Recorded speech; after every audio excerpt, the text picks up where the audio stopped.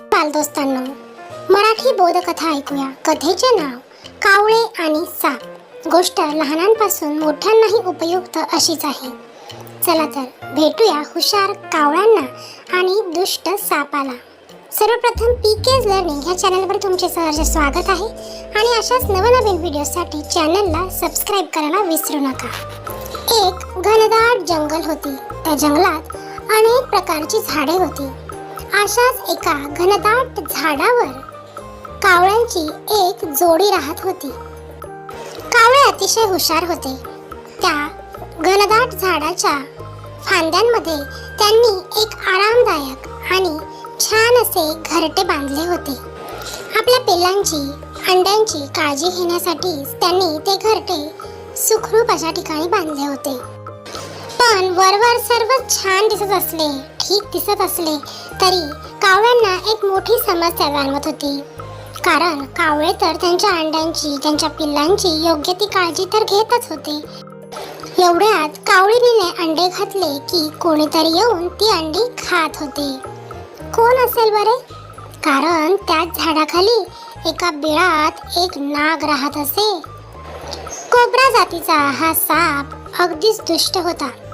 तो नेहमीच ह्या कावळ्यांना त्रास देत असे आणि कावळेही त्याला थांबवू शकत नव्हते.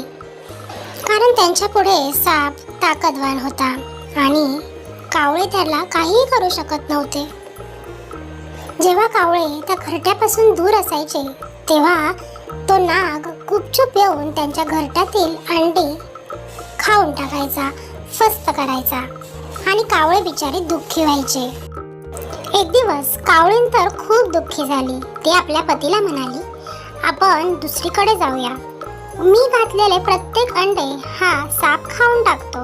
हे मी स्वतःच्या डोळ्यांनी पाहिले आहे आणि आता आपल्याला आपल्या अंड्यांचे रक्षण करावे लागेल. त्यासाठी आपण ही जागा सोडूया आणि दुसरीकडे सुरक्षित ठिकाणी जाण्याचा निर्णय घेऊया. कावळीला आता खरंच ती जागा सोडण्याची तीव्र इच्छा झाली होती. कारण नागाने त्यांना अतिशय त्रास दिला होता. कावळ्याने कावळीनीचे म्हणणे शांतपणे ऐकले आणि तो म्हणाला, केवळ ह्या दुष्ट सापामुळे आपण आपले घरटे सोडायचे का? आणि इतर ठिकाणीही हा धोका असूच शकतो की तिथेही आपल्याला वाईट अनुभव येऊ शकतो. आपण आपली जागा न सोडता काहीतरी योजना आखूया आणि ह्या सापालाच येथून दूर जायला लावूया. ठीक आहे, कावळीन म्हणाली. त्यावर कावळा म्हणाला, उद्या सकाळी एक राजकुमारी नदीवर आंघोळ करायला येईल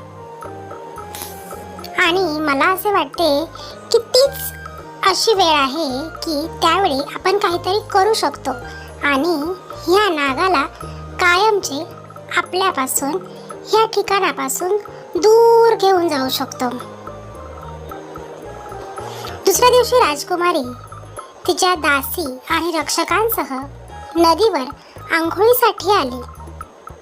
राज्याची राजकुमारी असल्या कारणाने तिने अनेक दागिने परिधान केलेले होते. पाण्यात जाण्यापूर्वी तिने तिचा हार, तिच्या बांगड्या अशा प्रकारे तिचे दागिने नदीच्या काठावर ठेवले आणि ती आंघोळीसाठी नदीच्या पाण्यात उतरली. कावळा मात्र हे सर्व दुरूनच बारकाईने पाहत होता. आता कावळ्याला एक कल्पना सुचली. कावळा पटकन खाली उडून आला आणि त्याने काय केले माहितीये? त्याने की नाही राजकुमारीचा हार आपल्या चोचीत अलगद पकडला. तो हार उचलून उडत उडत आपल्या झाडाजवळ आला आणि त्याने तो हार त्या नागाच्या बिळाजवळ अलगद टाकला आणि उडून गेला. रक्षकांनी त्या कावळ्याला तो हार उचलताना पाहिले होते. ते देखील त्याच्या मागे त्याचा पाठलाग करत आले आणि त्यांनी पाहिले की तो हार त्या नागाच्या बिळाजवळ पडलेला आहे. राजकुमारीचा तो किमती हार तर त्यांना हवाच होता, पण अरे त्यांनी पाहिले की त्या छिद्रात, त्या बिळात एक विषारी नाग आहे. जेव्हा रक्षकांनी थोडेसे आत डोकावून पाहिले तेव्हा त्यांना तो विषारी नाग दिसला. त्या नागाने कुणालाही त्रास देऊ नये अशी त्यांची इच्छा होती, कारण ते त्या राज्याचे रक्षक होते. आणि त्यामुळे त्यांनी असा निर्णय घेतला की त्या नागाला कुठेतरी दूर सोडून द्यावे, कारण तो इथे कुणालाही हानी पोहोचू शकतो. हार मिळवण्यासाठी त्यांनी त्या कोबराला, त्या नागाला तर पकडलेच, आणि त्यांनी एका प्राणी संग्रहालयात सोडून दिले.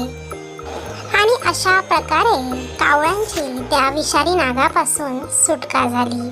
आता कावळे सुरक्षित होते आणि ते यापुढे देखील सुखाने राहू लागले, कारण त्यांना त्रास देणारा तो विषारी नाग आता प्राणी संग्रहालयात गेला होता. तर मुलांनो, ह्या गोष्टीतून तुम्ही काय शिकलात? एंजल, आम्ही शिकलो की आपण लहान असो किंवा आपण कमजोर असो, कमकुवत असो, पण जर आपण हुशार असू ना, तर आपण नक्की जिंकू शकतो. यावर एंजल म्हणाली, अगदी बरोबर, तुम्ही म्हणूनच हुशार मुले आहात. आपण हुशारीने कोणतेही काम केले तर आपण नक्कीच जिंकू शकतो. ज्या प्रकारे कावळ्याने त्या विषारी नागापासून स्वतःची आणि स्वतःच्या कुटुंबाची सहजपणे सुटका केली. काय मुलांनो, आता यापुढे हुशारीने मार्ग काढणार ना, पळवाट न शोधता? म्हणूनच गोष्टीचे तात्पर्य असे की समस्या सोडविण्यासाठी हुशार आणि विचारपूर्वक वागा.